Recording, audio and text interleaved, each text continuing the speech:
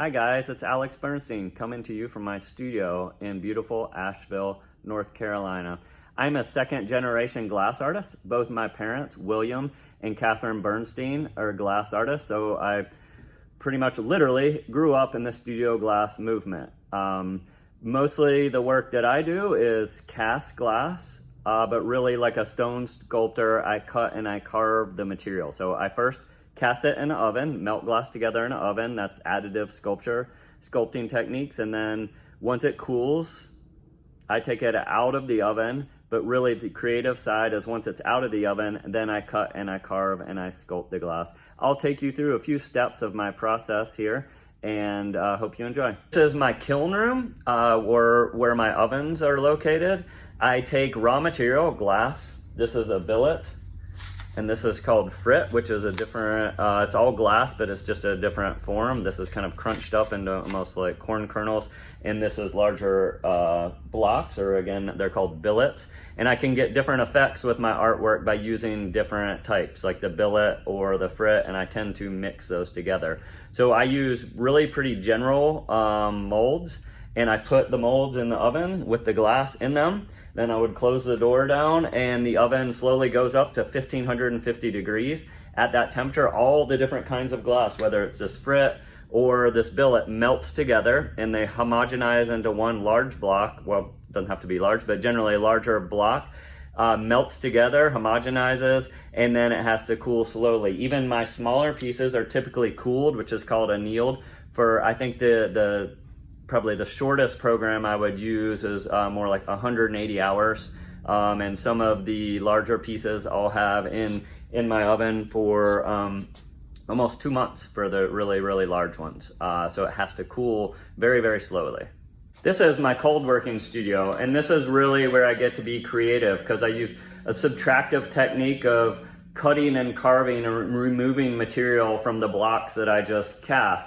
And so I use a lot of different tools. These are some of my heavy duty grinding wheels. And most of what I do is with this angle grinder, which is a hand grinder. And this is really great because I can have large sculptures on the table and I get to actually bring the machine to the artwork as opposed to taking the artwork to the machine. A lot of my work is fairly heavy and carrying it around can be difficult. So this is nice because I can put everything on the table and just work. I can work all the way from very aggressive and rough and bring it all the way back up to a fine polish. So kind of like different sandpapers, the smaller the number, the rougher the grit is. This wheel is like 25 grit. So it's really, really rough. And then I bring it back up to 120 and then 220 and then 360, I think. And then you bring it all the way up until you go get into the pumice and then cerium, which is the high polish. So lots of different steps, but the creative side of cutting, removing material usually happens in here. And this is really where I have fun. Also, everything is water fed. So it's this is a water fed piece of equipment. And I suit up with aprons and rubber boots. The water helps cool the glass. It's also a lubricant for the glass, and it also helps keep the dust down so it's not terribly dusty. I feel like artists spend their entire career trying to develop a visual vocabulary or a language that you use to express your sculptures. For me, it might be texture, form, color. When I was in graduate school, I was able to develop a technique that became kind of uniquely mine, where I fuse steel to the surface of the glass. Nowadays, this is called Bernsteining. But what this fused steel to the surface of the glass enabled me to do is it gave me a opacity to mix with the translucency of glass. For example, here's one of my sculptures, and you can see the beautiful translucent, and then on this side is the opacity of the fused steel. So this really enabled me to have a really strong voice, or a new word to use to describe my sculpture. And obviously, I don't use every technique every time, so some of my work has the fused steel, some of it doesn't. Now I'd like to demonstrate my process of fused steel, or again, nowadays it's called Bernsteining, where I actually grind sparks onto the glass and they fuse into the glass, and that's how I'm able to get this opaque surface. So with a grinder and a piece of steel, I'm just gonna start grinding.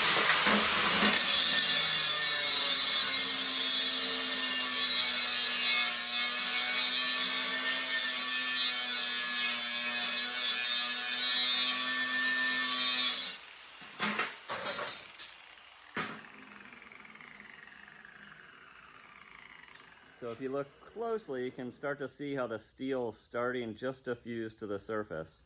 It takes, obviously, a very long time, days and sometimes weeks to do this. But again, this is the one that's pretty much finished. So you can see how the glass part is now pretty much totally opaque. And this piece will eventually be that same opaque surface. Exploration of new ideas is really what drives my creative passion. I love to come in the studio, experiment, and play with new ideas, and discovering new things is really, it's what keeps me up at night. I can't wait to get to my studio. I love what I do. I love using my hands to make things, and I truly, when things are going well, there's really no place I'd rather be than in my studio. This is one of my pieces behind me that is probably somewhat recognizable as my work. I've been exploring these circles for a few years now, and the general idea of the concept is this idea of growth and movement. But to me, this is almost like a crystal kind of window, and this piece will grow, or I want it to look as if this piece would grow and move. So this is the kind of crystal, and this is going through some life transition where it's going to move and keep kind of rolling. It almost has this feeling of implied movement. It looks as if it's gonna move. And again, I continue to explore this idea with new colors and mixing colors and different shapes, and it really excites me. Here's a few examples of my work in my studio. I really like the tension between the point and the crystal window on this one. This is kind of a different series, a newer piece. I really love the layering of the different colors. This is one where I opened the oven and it really surprised me. And that's part of what I really love, is being surprised by glass. Glass is one of those magical materials where you really never know what you're gonna get, and it always keeps you on your toes and keeps you surprised.